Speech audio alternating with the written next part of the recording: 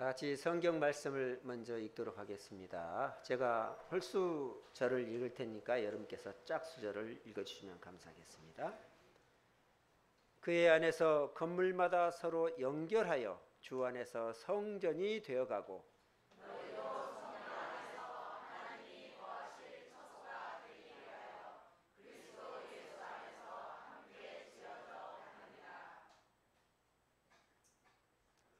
장애 올곧교회 가족 여러분 안녕하십니까?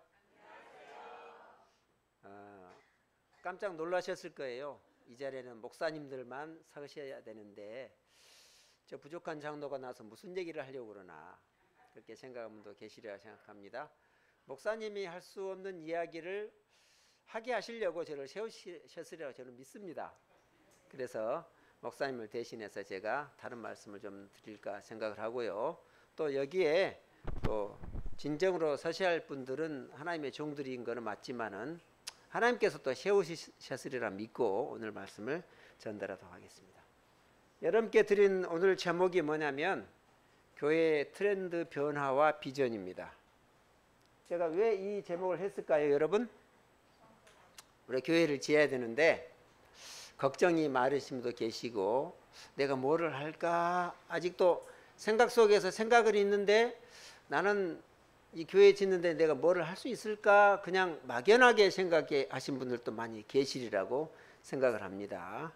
그런데 성전은 다름 아닌 내가 성전입니다. 성전은 저와 여러분들이 성전이지 교회가 성전이 아닙니다. 말도 좀 이상하네요. 교회가 성전이 아닌데 내가 성전이라고요? 이 건물이 성전이 아니고 여러분과 제가 성전이란 말입니다. 하나님을 믿는 하나님의 말씀을 가슴에 담은 우리가 성전이란 이야기입니다. 그래서 오늘의 주제 말씀에 있는 말씀처럼 우리가 건물마다 우리가 건물이라고 하셨잖아요. 내가 성전이래요. 그래서 서로 연결하여 주 안에서 성전이 되어가고 너희도 성령 안에서 하나님이 거하실 처소가 되기 위하여 하나님이 거하실 처소가 내가 되어야 되잖아요. 그리스도 예수 안에서 함께 지어져 가느니라. 우리는 함께 지어져 가는 성전인 것입니다. 교회는 위기의 시대라고 얘기를 합니다. 위기의 시대를 넘어 생존을 걱정하는 시기라고 얘기해요. 그러면서 유럽의 많은 교회들과 또 미국의 교회들을 이야기합니다. 왜 그러냐면은 세계적으로 또 그리고 범한국적으로 저출산 문제와 또 고령화 사회 문제 이런 문제들이 우리한테 복음 전도를 위축시키고 있다 그렇게 얘기를 합니다. 그래서 제가 이 설교를 준비하면서 많은 자료들을 살펴봤어요. 그리고 여러 가지 책도 제가 좀 사고 그랬는데 제가 꼭 그 우리 담임 목사님하고 부목사님 보셨을지도 모르겠어요. 그런데 전해드리고 싶은 책이 있다면은 한국교회 진단 리포트라는 책이 있습니다. 그리고 한국교회 트렌드 2025 이게 2022년도부터 계속 해마다 나오고 있는 건데 물론 이제 한국기독교협회에서 지원도 하지만 한국의 정말 하나님을 잘 믿는 기업가가 돈을 1,000억이라는 돈을 투자해가지고 계속해서 우리 한국 교회의 발전을 위해서 진단을 하고 또 트렌드의 변화를 감지하고 조사하고 통계를 해서 계속해서 책자를 펴내고 있습니다. 그래서 교단을 초월해서 하고 있기 때문에 우리 교회도 이 진단 리포트에 빠지지 않는다. 그래서 이 진단을 토대로 제가 오늘 말씀을 준비했고요. 우리 말씀 속에서 가장 중요한 것은 뭐니 해도 성경 말씀이기 때문에 우리 교회에서 가장 중요한 말씀을 기초로 해서 전달해 드리겠습니다. 그럼에도 교회는 이 땅의 유일한 소망이자 구원의 방편이죠. 그렇죠? 하나님께서 자신을 참되게 예배하는 교회를 이 땅에서 꼭 있게 하실 것입니다. 교회가 위기라는 말은 우리의 생각이지 하나님의 뜻이 아니랍니다. 교회 주인이신 하나님의 뜻이 없이 교회가 위기라고 말하는 그 자체가 위기랍니다. 왜? 우리가 위기를 만들고 있지 않나 하는 생각을 해야 되기 때문에 그런 말씀입니다. 교회의 걱정은 우리의 몫이 아닙니다. 교회의 주인 되신 주님께서 알아서 하실 일입니다. 우리가 할 일은 따로 있습니다. 교회가 이 땅에서 없어질 날은 결단코 오지 않을 것입니다. 우리가 할 수 없는 그때가 바로 하나님께서 일하시는 시간입니다. 교회를 또 성전을 어떻게 세워야 할까요? 오늘의 말씀을 다시 한번 보겠습니다. 이 터는 곧 예수 그리스도라. 각 사람의 공적이 나타날 터인데 그날이 공적을 밝히리니 만일 누구든지 그 위에 세운 공적이 그대로 있으면 상을 받고 그랬어요. 여기에 예수 그리스도 터고 그 위에 금이나 은이나 보석이나 나무나 풀이나 지푸를 그 터 위에 세우면 그 공적이 계속 있다고 했어요. 그리고 있으면 좋다고 했어요. 그래서 그 공적을 계속 있게 만들면 또 상을 받는다고 했습니다. 이 공적이 누구냐? 이 공적이 무엇이냐? 교회의 기둥일까요? 이 건축물의 기둥과 지붕과 또 벽체일까요? 아닙니다. 여기에서 말하고 있는 공적의 터에, 예수님의 터에 지을 공적은 누구냐면은 영혼들입니다. 사랑하는 우리의 형제들입니다. 그래서 그 위에 우리의 공적을 밝히라고 이렇게 말씀하고 있습니다. 너희는 너희가 하나님의 성전인 것과 하나님의 성령이 너희 안에 계시는 것을 알지 못하느냐? 우리는 하나님의 성전이라고 그렇게 얘기를 하고 있어요. 그러니 우리가 얼마나 거룩한 존재입니까? 너희는 하나님의 밭이요 하나님의 집이라 이렇게 말씀하셨어요. 우리는 하나님의 집입니다. 우리가 주제 성경 말씀처럼 우리가 각 건물이 되고 서로 연결해서 주 안에서 성전이 되어가고 또 성령 안에서 하나님이 거하실 처소가 되기 위해서 그리스도 안에서 우리가 함께 지어져 간다고 그렇게 말씀하고 있습니다. 우리가 어떻게 지어져야 될까요? 내게 주신 하나님의 은혜를 따라 내가 지혜로운 건축자같이 터를 닦아두매 다른 이가 그 위에 세우나 그러나 각각 어떻게 그 위에 세울까 조심할지니라 이렇게 말씀하셨어요. 우리가 근심하는 일이 세상에 어떻게 돈을 벌지 자식을 어떻게 키울지 이런 근심보다는 어떻게 교회를 세울까 하는 것에 근심하고 조심하라고 그렇게 말씀하고 계십니다. 엘렌 G 화이트 자서전 363페이지에 보면 이런 말씀이 있어요. 하나님의 영의 도움으로 영원한 시대까지 계속될 건축물을 세운다면 우리가 얼마나 놀라운 업적을 이룬 것이 되겠는가. 내가 너희에게 이르노니 이와 같이 죄인 하나가 회개하면 하늘에서 회개할 것이 없는 의인 99을 인하여 기뻐하는 것보다 더하리라 그랬어요. 건축물을 세우는 것이 뭐라고요? 영혼을 세우는 일이라고 그렇게 말씀하고 계세요. 그러니까 우리가 오늘 안식일 학교 때 나와서 말씀하신 분의 세 분이 나와서 말씀하신 그 말씀이 우리가 우리 특방팀과 함께 건축물을 세우고 계시는 겁니다. 영혼들을 주님의 전에 세우고 계시는 거예요. 그래서 그분들을 곧 성전의 일부라고 말씀하고 계시고 우리도 곧 무엇이라고요? 우리도 곧 성전이라고 이렇게 말씀하고 계십니다. 건축물을 세우는 것이 곧 영혼을 세우는 것이다 이렇게 말씀하고 계십니다. 그런데 우리가 건축물을 어떻게 세울 것인가? 영혼들을 우리가 어떻게 세울 것입니까? 하나님의 성전을 어떻게 건축해 나갈 것인가? 우리에게 기둥은 무엇이고 우리에게 벽체는 무엇이고 여기에 박혀있는 각 나사못은 누구인가? 굉장히 중요한 것입니다. 저는 나사못일지 어떤 문의 손잡이일지 나는 무엇일지 우리 한번 생각해 보시기 바랍니다. 나는 어떤 존재인가? 성전이라면 내가 성전이라면 성전 안에 나는 어떤 존재인가 우리가 생각할 필요가 있습니다. 에레미야에서 보면 이런 말씀이 있어요. 그들이 내 백성의 상처를 가볍게 여기면서 말하기를 평강하다 평강하다 하나 평강이 없도다 이렇게 말씀했어요. 교회 안에 있는 성도들이 또 내 백성이 평강하지 않대요. 평강하지 않다고 말하고 있어요. 왜요? 성도인데 성도 같지 않은 분도 계시고 성도이라고 하지만은 그분들이 여러 가지 고민과 어려움을 갖고 있기 때문에 그래서 이 어려운 성전이라고 이런 존재들이 어려움에 처하고 있기 때문에 우리가 근심하고 조심하라고 그렇게 말씀하고 있어요. 제가 오늘 제목에서 트렌드라는 말씀을 드렸죠. 교회의 트렌드가 무엇일까? 트렌드의 뜻이 뭐라고요? 경향과 추세, 방향 이런 뜻이라는 얘기겠죠. 교회의 추세가 어떻게 되어가고 있는가 하는 거예요. 그 다음에 비전은 뭡니까? 내다보이는 미래의 상황을 우리가 어떻게 가져갈 것인가 하는 것이에요. 우리 건축위원회 팀에 비전팀이 있어요. 그래서 저는 기대를 많이 하고 있습니다.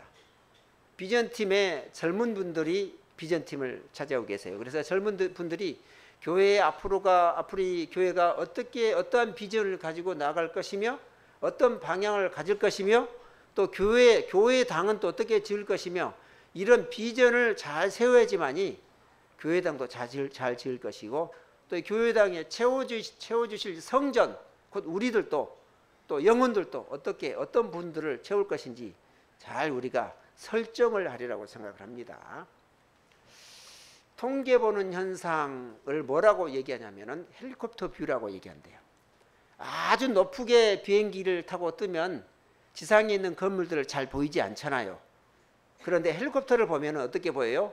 높게 날지 않기 때문에 지상의 현상을 객관적으로 잘 볼 수 있기 때문에 통계로 보는 현상을 헬리콥터 뷰라고 한답니다. 그래서 제가 이렇게 3가지 책을 사서 봤어요. 아니 4가지 책을 본 셈인데요.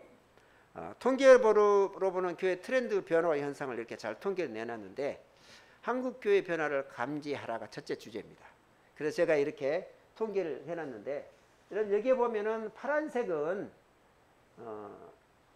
연령별 보세요. 파란색은 뭐라 해서 무종교인을 뜻해요. 무종교인이 2019년부터 계속 내려가더니 다시 무종교인이 어떻게 됐어요? 2012년부터 무종교인이 점점 많아지더니 47%였던 무종교인이 62%까지 올라갔어요. 종교인이 그만큼 많이 사라졌다는 얘기입니다. 그런데 종교인들은 어떻게 됐어요? 점점 내려가서 2023년도에 몇 프로까지 내려갔어요? 37%까지 내려갔습니다. 종교인들이 그만큼 많이 없어지고 있다는 내용입니다. 다음에요. 청소년 가나안 비율. 가나안이 뭡니까? 거꾸로 해보세요. 안 나가. 교회 안 나가. 그게 가나안 비율이에요. 청소년 가나안 비율이 성인은 27%인데 청소년은 몇 프로입니까? 36%예요. 청소년들이 2022년 이후 계속해서 교회를 안 나가기 시작하면서 코로나를 거치고 나서 점점 안 나가는 비율이 높아지더니 37%까지 올라갔다. 청소년들이 계속 교회를 안 나간대요. 다음에요. 온라인 예배를 드린 자가 10% 밑으로 하락했다. 이 얘기는 뭐냐면요. 온라인 예배가 언제 많이 활성화됐어요? 코로나 시기에 많이 활성화됐어요. 그런데 시간이 지나가 2023년, 24년이 되면서 코로나 시기에 온라인 예배를 많이 드렸던 사람들이 몇 프로까지 떨어졌어요? 10%까지 떨어졌다는 거예요. 그래서 출석 예배, 현장 예배가 몇 프로까지 올라갔다는 얘기예요. 2024년도에 79%, 80% 가까이까지 올라간 거예요. 그러니까 교회가 많이 회복한 거예요, 안 한 거예요? 많이 회복했대요. 그런데도 온라인 예배는 10%를 드리고 있어요. 그리고 온라인 예배에 출석하는 교회 이렇게 내용이 나와 있는데 계속 보겠습니다. 자, 봐보세요. 성인 예배와 어린이 학교 80%에 대해서 회복이 멈췄다. 그러면 몇 프로가 날아갔어요? 20%가 날아간 거예요. 봐보세요. 24년도에 성인 예배가 88%. 그러면은 나머지는요. 성인 예배 참석하는 인원이 나머지는 날아간 거예요. 그 다음에 어린이 학교에 나오는 어린이 학교 출석생 수가 몇 프로까지 올라온 거예요? 80%까지 올라왔는데 나머지 20%는 회복이 안 되고 있어요. 자, 그 다음에 헌금을 제외한 교회 주요 사역 회복률이 80%를 넘지 못했다. 이 얘기를 하고 있는데 무슨 얘기를 하고 싶으냐면은 여러분 헌금을 보면 91%가 회복됐어요. 왜 91%가 회복됐을까요? 돈의 가치가 떨어졌어요. 돈이 흔해졌어요. 그래서 헌금을 1,000원짜리 드린 분들이 1,000원, 2,000원 드린 분도 많아졌고 5,000원 드린 분들이 1,000원, 만원 드린 분도 많아졌어요. 그래서 출석 인원수는 79% 됐지만 80% 됐지만은 헌금은 조금 더 높아졌대요. 그런데 여기 봐보세요. 회복률이 거의 79%, 75%, 72% 이렇게 소그룹이나 성경 공부라 전도, 지역사회 이런 것들은 회복률이 많이 올라왔어요. 많이 올라왔는데 여기 봐보세요. 좀 특이한 내용이 있어요. 코로나 이전 대비 신앙이 깊어졌대요. 이게 무슨 현상인가? 24년도를 보겠습니다. 제가 이렇게 쭉 다 얘기할 수 없으니까 24년도에 보면은요. 신앙이 약해진 사람이 18%고 신앙이 깊어진 사람이 26%로 올랐어요. 과연 그럼 이게 무슨 뜻인가 하는 거예요. 여러분 무슨 뜻 같아요? 교회를 잘 안 나오던 사람이나 그냥 나가는 사람들, 그리고 교회를 출석을 그장저장 하던 사람들이 더 약해져 가지고 교회를 안 나오게 되거나 또는 신앙심이 더 떨어진 거예요. 쉽게 말하면은 빈익빈 부익부가 어떻게 된 거예요? 그 간격이 커진 겁니다. 그래서 교회를 잘 나오는 사람들은 코로나를 겪으면서 신앙이 더 깊어졌고, 교회를 잘 안 나오고 소극적인 사람들은 더 약해졌다는 것을 뜻하는 겁니다. 제가 좀 말을 빨리 할 테니까 여러분 이해해 주시기 바랍니다. 자, 출석 교인 수 증가 예상 교회 특징을 보면 중대형 교회, 소그룹이 잘 되는 교회로 나눠 이렇게 얘기를 했어요. 봐보세요. 여기 보면은 증가할, 목회자한테 물었어요. 담임 목사님한테 물었더니 증가할 것과 감소할 것을 물었더니 증가할 것이라고 말하는 목회자가 더 높았어요. 똑같이 높은데 지금 2024년도에는 감소할 것이라는 예상이 줄어들었죠. 그런데 증가할 것이라는 예상치는 비슷해요. 그런데 봐보세요. 여기 보면은요, 중대형 교회 중에서 어떤 교회인 수가 더 많이 늘어나요? 500명 이상의 교회가 더 많이 늘어나는데 더 70%가 증가할 거래요. 그러니까 교인 수가 많은 교회일수록 더 교회가 늘어날 것이라고 예상을 하는 거예요. 교인 수가 적은 교회면은 어떻겠어요? 빈익빈 부익부가 더 심해지고, 그 다음에 교인끼리 협력할 수 있는 내용이나 부담되는 것이 많아서 교인 수가 더 안 늘어난다고 판단을 하고 있는 겁니다. 다음에 아주 중요한 내용인데 소그룹 운영 수준 봐보세요. 잘 되고 있는 교회가, 소그룹이 잘 되고 있는 교회가 어떻게 됐어요? 66%로 늘어날 것이라고 예상하고 있어요. 그러니까 교회는요, 소그룹이 잘 되는 교회와 또 인원수가 많은 교회일수록 교인 수는 늘어난다고 그렇게 다들 판단하고 있는 겁니다. 자, 여기 보면은요, 좀 우리 담임 목사님은 젊으니까 괜찮습니다. 자, 보세요. 담임 목사님의 연령대에 의해서 이 성장의 갭이 차이가 있어요. 그런데 젊을수록 성장률이 더 높게 나왔어요. 목회자가 젊을수록 성장률이 높게 나왔어요. 그 다음에 교인 수는요, 500명 이상 교회일수록 높게 나왔어요. 소그룹 활성화가 소그룹이 잘 되는 교회일수록 높게 나왔습니다. 무슨 뜻인지 여러분 알겠죠? 그러니까 목사님이 젊으면은 더 활동적이라는 내용이에요. 우리 목사님 젊습니까? 네. 젊습니다. 그런데 나이에 비해서 더 활동적이셔서 저는 40대로 봅니다. 우리 목사님을. 자, 교인 수가 많을수록 교회가 더 활성화된대요. 중요한 내용입니다. 여러분, 그래서 교인 수를 늘려야 되겠죠. 그 다음에 소그룹이 활성화된 교회일수록 성장 속도가 빨라진대요. 그래서 여러분께서 소그룹을 신경 쓰라는 내용이겠죠. 다음 내용이요. 개인 교인의 신앙 성장에 미디어가 영향을 많이 끼쳤대요. 여러분 코로나를 겪으면서 무슨 예배를 많이 드렸어요? 방송 예배를 많이 드렸죠. 그런데 코로나를 겪으면서 미디어의 영향이 교회에 엄청나게 크게 많이 미쳤어요. 그래서 봐보세요. 이게 목사님들은 별로 안 좋아할 내용인데 보세요.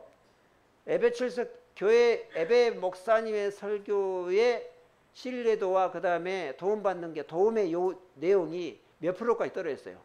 28% 떨어졌어요. 그 전에는 64%였어요.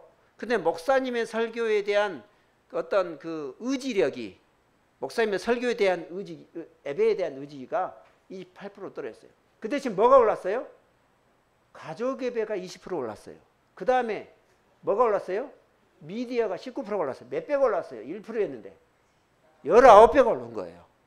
미디어가 끼치는 영향이 19배가 오른 겁니다. 그 다음에 신앙 소그룹 뭐 이런 것들이 있는데 미디어가 개인 신앙에 끼치는 영향이 19배가 오른 거예요. 그 다음에 왜 가족 예배나 가족들의 영향이 20% 올랐을까요?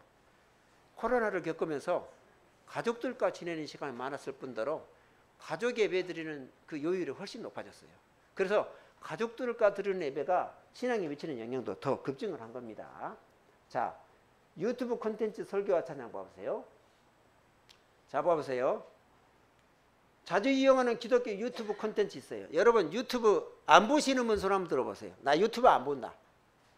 그럼 나는 유튜브를 본다 하시는 분 손 들어보세요.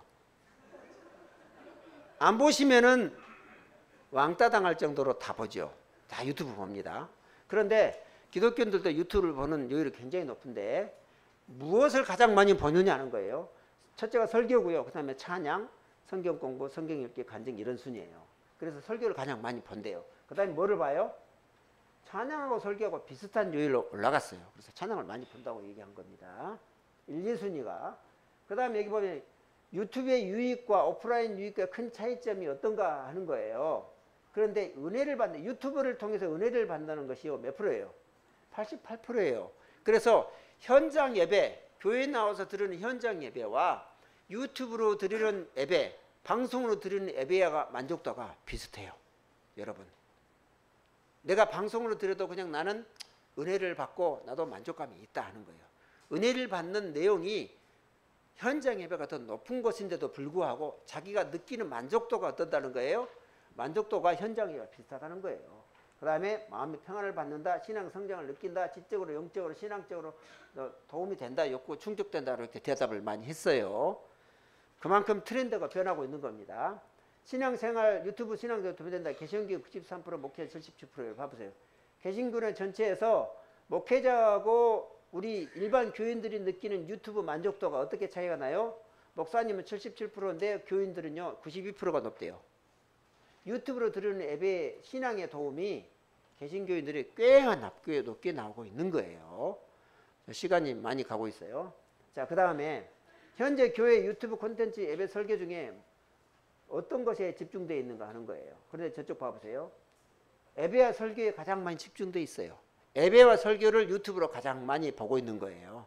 그래서 물론 저도 평상시에 유튜브를 통해서 뭐 우리 김대희성 목사님 설교도 듣고 또 옛날 김기호 목사님 설교도 듣지만 다른 교회의 설교도 제가 많이 듣고 있어요. 장로교회 목사님들 설교도 듣고 있어요.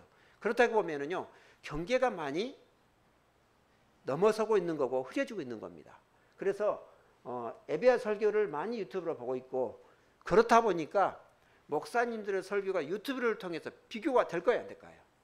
비교가 되고 있어요.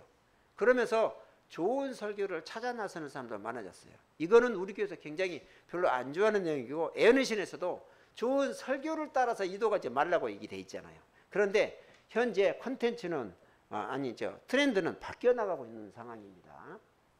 강화되기를 원하는 유튜브 콘텐츠를 물었어요. 그랬더니 뭐라고 얘기했어요? 뭐가 제일 높아요?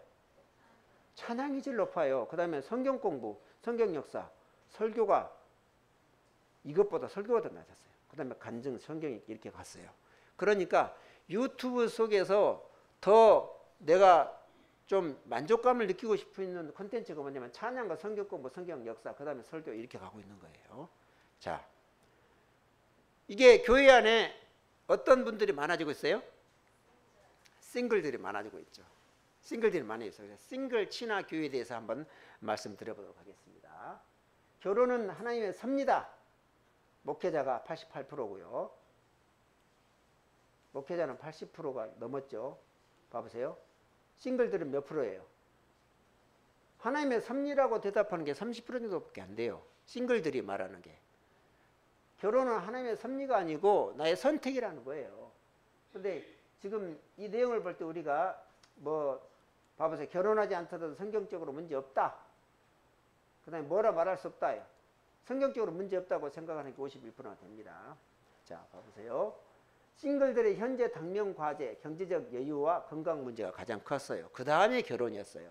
봐보세요. 경제적 여유가 가장 중요하다. 싱글들이. 그 다음에 건강이 중요하다. 아니, 젊은 사람들이 건강이 더 중요하대요. 그 다음에 신앙과 교회, 그 다음에 결혼. 결혼이 몇 번째예요? 네 번째예요. 결혼을 중시하지 않고 있는 거예요. 교회 안에 싱글들이 결혼을 안 하면 어떻게 돼요? 교인 수가 안 늘죠. 안식일학교 숫자도 안 늘죠. 그 다음에 누가 적어져요? 어린아이가 적어져요. 그러면은 싱글들이 결혼하고 3040이 부족하면은 어린이도 없어져요. 어린이 없어지면은 어린이 없어진 만큼 또 누구도 없어요? 20, 30, 40이 없어지는 거예요. 자, 봐보세요. 싱글 부서가 있는 교회가 몇 퍼센트라고요? 싱글 부서가 있는 교회가 6.5%밖에 안 돼요. 여러분, 우리 교회 싱글 부서 있나요? 우리 비전팀을 담당하고 있는 우리 비전팀에서 싱글들을 위한 부서와 프로그램을 한번 고민해 주시면 감사하겠습니다. 없는 교회가요 93.5%나 돼요. 엄청나게 높아요. 싱글들이 많아지고 있죠. 그럼 교회 안에 싱글들 부서가 있어야 될까 없어야 될까요? 싱글을 위한 부서가 있어야 되겠죠. 자, 교회 내 싱글 편견이 있다 없다? 전혀 없다가 11.8%. 어느 정도 있다? 매우 있다. 다 합쳐서 55.3%가 싱글들에 대한 편견이 있다고 생각하고 있어요. 싱글들은요 대세예요. 편견을 가질 상황이 아닙니다.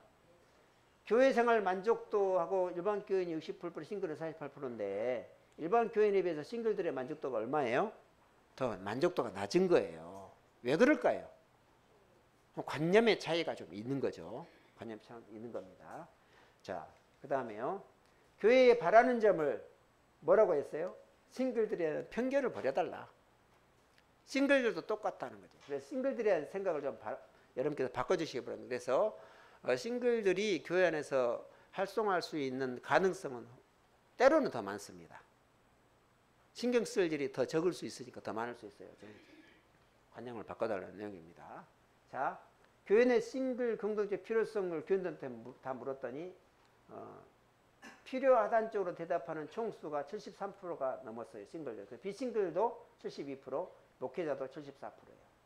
이렇게 싱글에 관한 공동체가 필요하다고 얘기를 하고 있는데도 싱글에 관한 부서를 만든 교회는 6.5%밖에 안 된다는 거예요. 자, 다음 싱글은 지나갔어요. 다음 누구요? 시니어. 시니어이시면 손 한번 들어보세요. 나는 시니어다. 손 안 드시네. 두 분밖에 손 안 드네. 시니어 목사님, 사모님 손 드셨네. 여러분 60 넘으면 다 시니어예요. 60 넘어서 서운하시면 65세 이상은 다 시니어예요. 65세 이상 되시면 손 한번 들어보세요. 10명밖에 안 되네. 우리 교회 시니어 꽤 많으신데 시니어로 가기 싫은 모양입니다. 예, 그럴 수 있죠. 자, 시니어들에 대한 생각을 한번 봐봅시다. 고령 교인의 신앙, 출석교회 목회자의 영향 압도적으로 높다. 봐보세요. 연령별로 해서요, 시니어들, 고령 교인들이요, 목사님의 설교와 교회 예배에 대한 그런 관념과 의지가 가장 높은 거예요. 시니어들이 가장 높아요. 상공사고기나 싱글들에 비해서 가장 높아요. 그런 목사님들의 설교는요, 어디에 집중을 더 많이 하게 될까요? 시니어들한테 더 집중을 많이 할 수도 있죠. 근데 꼭 그렇지는 않습니다. 나중에 통계 보면은요, 상공사공에 목사님들이 더 신경을 많이 쓰고 있어요. 그런데 목사님들은 시니어들한테 신경을 안 쓸 수가 없어요. 왜? 시니어들은 숫자가 적어져야 많아져요. 계속 많아져요. 앞으로 더 많아져요. 그런데 시니어들한테 신경을 써야 될까요? 안 해야 될까요? 봐보세요. 그래서 시니어들은요, 출석기에 목사님 설교에 가장 의지를 많이 하고요. 그 다음에 미디어예요. 그 다음에 가족이에요. 가족이 있고 미디어예요. 이렇게 되죠. 그래서 목사님한테 굉장히 의지를 많이 하니까 목사님 참고 많이 하시기 바랍니다. 자, 은퇴 고령 교인이 41%, 은퇴했어도 교회 정책 결정에 참여하고 싶다. 봐보세요. 건강이 허락하는 한 교회에서 주어진 사역을 하고 싶다고 생각하시는 분들이 시니어들의 생각이에요. 시니어들을 어떻게 생각하지 말라? 노인이니까 뒷방 신세 지지 말라고, 뒷방 신세 지라고 얘기하지 말라는 거예요. 고령자들도 다 어떻게 하고 싶다? 교회에 주어진 사역을 적극적으로 하고 싶답니다. 나는 아직 교회에서 일할 만큼 신체적, 정신적 능력이 된다. 이렇게 생각하고 계세요. 그 다음에 나는 교회에서 은퇴하더라도 여전히 교회의 정책 결정에 참여하고 싶다. 24년도에 41%더 올랐어요. 여기는 43%, 50% 계속 또 오르고 있어요. 왜서 더 오를까요? 다 더 젊어졌다고 생각하는 거예요. 나이가 들수록, 시간이 갈수록 시니어들이 더 젊어지게 돼요. 더 늙어지게 돼요. 더 젊어지게 돼요. 왜냐하면요, 시니어들이 올라오는 층이 점점 더 신세대가 더 올라오기 때문에 젊어지게 되고, 그 다음에 병원은 더 좋은 의료를 혜택을 주기 때문에 젊어지게 돼 있어요. 자, 고령 교인들은 같은 연령대의 소그룹 욕구가 높다, 낮다? 고령 교인들의 소그룹 활동 욕구가 굉장히 높답니다, 여러분. 그래서 소그룹 활동하는데 같은 나이대에 비해서 54%예요. 그러니까 여러분께서 목회자의 관심과 연락 이런 것들도 다 높죠. 그래서 여러분께서 소그룹에도 고령 소그룹일수록 소그룹을 아주 셀별로 작게 해서 많이 만들어 달라는 내용이에요. 소그룹 참여율. 고령 친화교의 핵심 키가 뭐라고요? 소그룹 참여래요. 시니어들이 교회에서 더 친하고 친해지고 교회에 기여할 수 있는 가장 큰 핵심 키가 뭐라고요? 소그룹이라면 소그룹.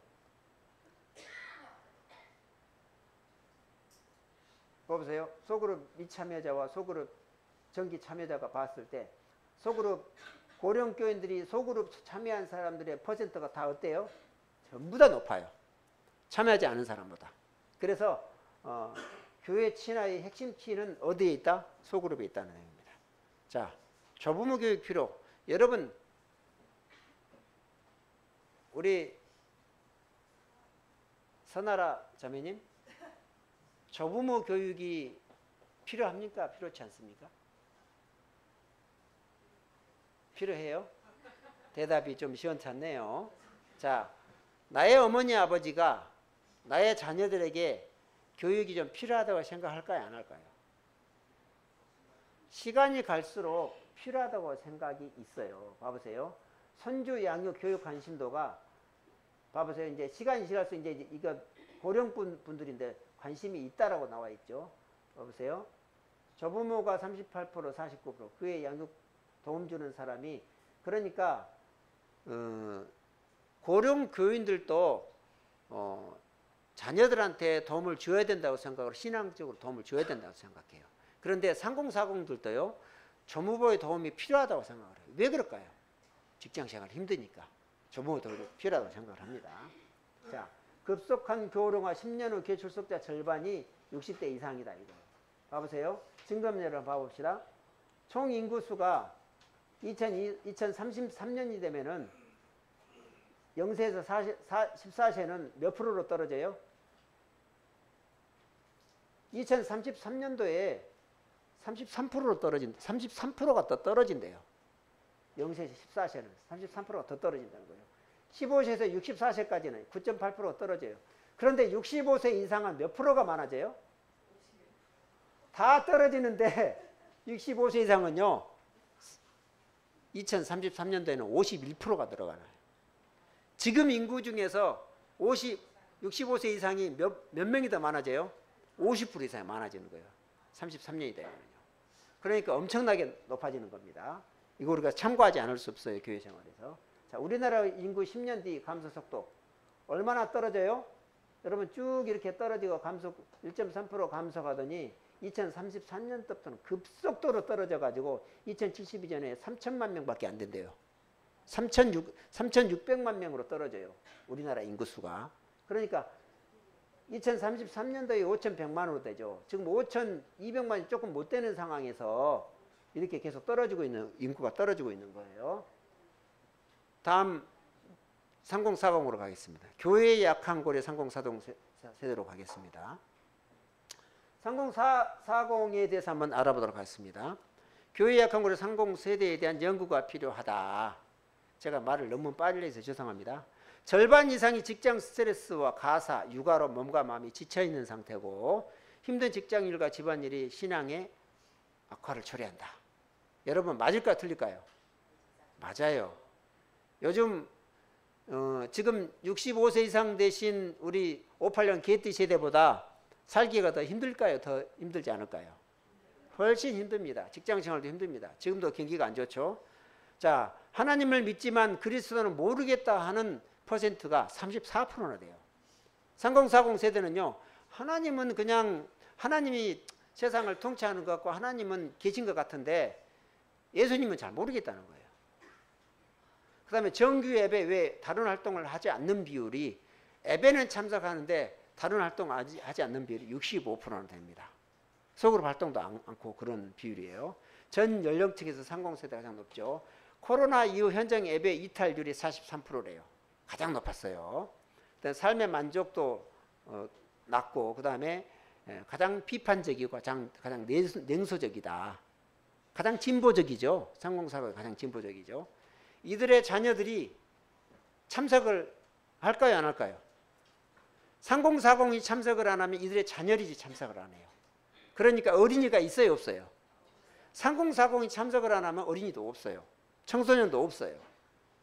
그래서 교회에 약한 고리가 되어서는 안 돼요, 돼요. 교회에 약한 고리가 되면 안 됩니다.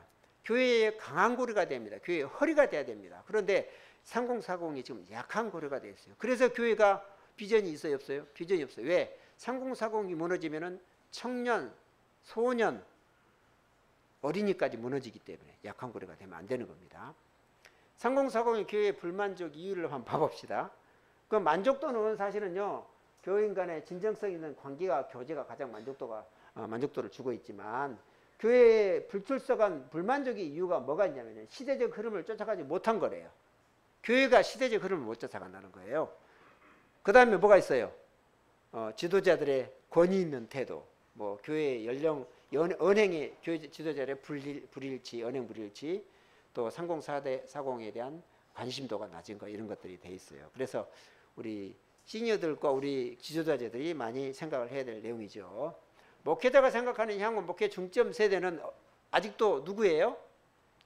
목회자들도 역시 중점적으로 목회 전략을 어디에 세우고 있어요? 3040이 세우고 있어요. 그런데 더 교회가 협력해서 3040 허리를 굵게 하기 위해서 노력을 많이 해야 될 거라고 생각합니다. 자, 교회 내에 3040 젊은 부부 모임이 있다 없다? 있는 교회가 몇 프로일까요? 두 개 합쳐서 3040 모임이 없다가 59%고 있다가요 41%에 합쳐서 젊은 부부를 있는 모임이 결혼 이 3040 모임이, 그래서 아직도 3040 모임을 안 가지고 있는 교회가 41%나 됩니다. 우리 교회는 3040 모임이 있습니까? 네, 소그룹으로 존재합니다. 근데 숫자가 너무 많아요. 둘로 쪼개야 되는데 교회가 협소해서 아직 못 쪼개고 있죠. 3040 세대 우리들을 위해 모임을 만들어 달라. 자, 이거는 가장 우리가 필요한 내용이고, 3040 가족 단위로 움직인다. 이 내용을 굉장히 중요하게 우리 생각해야 돼요. 3040이 교회를 나오는데 아이들만 보내고 엄마 아빠는 안 나오고, 또는 엄마 아빠는 나오는데 애들은 안 나오고, 이런 경우 보셨어요, 여러분? 요즘에 엄마 아빠가 안 나오면 아이들도 안 나와요. 그러죠? 아이들이 안 나오면은 엄마 아빠도 안 나와요. 그런 경우가 허다하다는 얘기예요. 그래서 3040 가정은 가족 단위로 움직인다. 어디를 가도, 캠핑을 가도 가족 단위로 움직인다. 그래서 3040은 가족 단위로 움직인다는 거예요, 여러분. 시간이 다 돼버렸네. 자, 이거를 보면서 우리가 3040을 신경 쓴 만큼 누구는 불어난다? 어린이가 불어난다예요. 자, 교회 내 아이 돌봄 역할 필요하다. 85.6%가 필요합니다. 자, 가족 종교화가 되고 있다고 합니다. 여러분, 시니어들도 마찬가지예요. 가족 종교가 되고 있다는 얘기예요. 자, 제가 3040 세대를 알아야 한다를 여기다 넣어놨는데, 여러분께서 이제 목사님께서 앞으로 해야 될 일이기도 하지만은 3040을 제대로 알아야 제대로 된 프로그램을 할 수 있고 부서를 배치할 수 있고 또 앞으로 비전을 셀 수가 있기 때문에 이 내용은 굉장히 중요한 내용입니다. 우리가 이 내용을 통계로 보는 내용이 굉장히 합리적이고 진실된 내용이니까 이 부분을 우리가 가장 생각하면서 우리가 해야 됩니다. 그래서 3040은요 어떤 사람들이라고요? 합리적이고 상호적인 소통을 중시한다는 거예요. 여러분, 어른들과 3040 소통이 활발합니까? 활발하지 않아요. 그래서 소통을 굉장히 중요시하기 때문에 합리적으로 소통하기 위해서 우리는 노력을 해야 된다는 거고요. 그 다음에 문화 향유와 참여는 직접 참여해서 행복을 추구하는 세대다. 그래서 캠핑을 가도 직접 내가 가야지 다른 사람 가는 것에 이렇게 소극적으로 따라하는 것은 별로 원치 않는다. 가정 중심적 트렌드를 가지고 있다. 가족 중심적이에요. 교회에서 제가 여기에 내용을 이제 다 넣어놨습니다만 다 할 수 없으니까 어린이 성경학교를 하면은 어린이들만 모아서 그동안 성경학교던 식으로 하면 안 된다는 거예요. 무엇과 같이 해야 되는 거예요? 어린이 성경학교와 3040을 위한 프로그램을 같이 운영을 하고 같이 프로그램을 짜야 되고, 그 다음에 어린이 성경학교를 할 때 3040이 어린이를 돌보면서 성경학교를 하면 안 되고 3040 프로그램을 따로 하고 어린이 성경학교를 할 때 어린이를 돌보는 어린이 돌봄 타가 봉사자가 따로 있어야 된다는 얘기예요. 그리고 프로그램을 굉장히 광범위하게 짜야 된다는 내용이죠. 그래서 성경 학교만은 할 수 없는 겁니다. 자, 떠나게 하는 현실 뭐 우리가 다 알고 있는 내용이니까 지나가겠습니다. 자, 지나가고요. 그 3040 세대를 찾기 위해서 주어져야 할 것들이 있어요. 3040을 위한 교회 내 힐링 공간이 필요하대요. 비전팀에서 힐링 공간을 꼭 생각하고 배치해 주시면 감사하겠습니다. 3040의 힐링 공간이 한두 가지가 아닐 거예요. 그 다음에 영적인 동지가 필요하다. 영적인 동지를 만들어 주려면 어떻게 되냐면요, 가족끼리 소그룹을 만들어 달라는 거예요. 가족끼리. 연령대도 중요한데 가족끼리 소그룹을 만들어 달라 하는 거죠. 속된 말로 어떻게 예를 들어서 얘기하면요, 중학생 자녀를 가진 3040은 중학생 가정으로만 묶어달라는 거예요. 그런데 너무 많은 중학생 가정을 묶어놓으면 소통이 안 되니까 아주 작은 소그룹으로 그렇게 묶어달라는 거예요. 그래서 영적 동지가 거기서 만들어야 하라. 영적인 후원자는 아까 말했던 것처럼 뭐 타가 시스템을 운영해주는 교인들이나 또는 교우들을 포함하는 거고요. 3040 세대 문화 읽기 뭐 이게 필요하다. 그래서 우리도 어른들도 3040의 문화를 알아야 된다는 내용입니다. 성장하는 교회는 뭐가 잘 된다? 소그룹이 잘 된다. 나중에 제가 기회 있으면 소그룹에 대한 내용을 말씀을 드리도록 하겠고요. 톰 레이너라는 목사님이 이런 책을 썼어요. 죽은 교회를 부검하다. 그래서 왜 그 교회는 문을 닫았을까요? 하는 내용인데, 이 내용의 이 책의 전체적으로 핵심 키가 뭐냐면요, 어떤 변화도 한사코 거부했다. 이거예요. 어떤 변화도 거부했다는. 변화하지 않으면 교회가 어떻게 된다는 거예요? 교회가 죽는다. 문을 닫는다는 거예요. 체인지. 변할 것이냐 아니면은 죽을 것이냐 선택하라는 겁니다. 제가 왜 이걸 써놨냐면은 우리 모두가 모든 연령과 각 세대가 한 곳을 바라봐야 되는 것은 맞는 말이죠. 그렇죠? 하나님을 바라보고 저 본향을 향해서 한 곳을 바라보는 건 마찬가지입니다. 그런데 우리 좋은 연령 세대가 한 곳을 바라보는 것처럼 절 연령이 같이 소통해서 한 곳을 바라봐야 될 것도 우리가 생각을 해야 되지 않나, 그런 생각입니다. 교회 건축, 우리가 성전을 건축하는 데 있어서 성전이 우리라고 얘기했어요. 그런데 교회를 건축해서 성전을 만들었으면 이 성전이라는 우리 자신들과 우리 성도들이 정말로 양육되어지고 교육되어지고 성장하려면 또 교회당이 필요하죠. 이 교회당을 지을 때에 진리는 고소하되 추세를 잘 알아차리고 각 세대별 비전을 보여주는 교회를 선물해야 진정한 참 교회를 지어가는 것이 될 것입니다. 여러분 동의하시죠? 자, 새 교회당을 어떤 신앙철학으로 세워야 할 것은 우리 모두가 같이 고민해야 될 내용입니다. 그래서 우리가 기억절의 주제의 말씀에 있는 것처럼 우리 모두가 서로 연결되어져서 소통을 하고 같이 지어져가는 교회로 성장하고 더욱 하나님께 영광을 돌리는 우리 모두가 교회됨이 됐으면 좋겠습니다. 이만 말씀 마치겠습니다.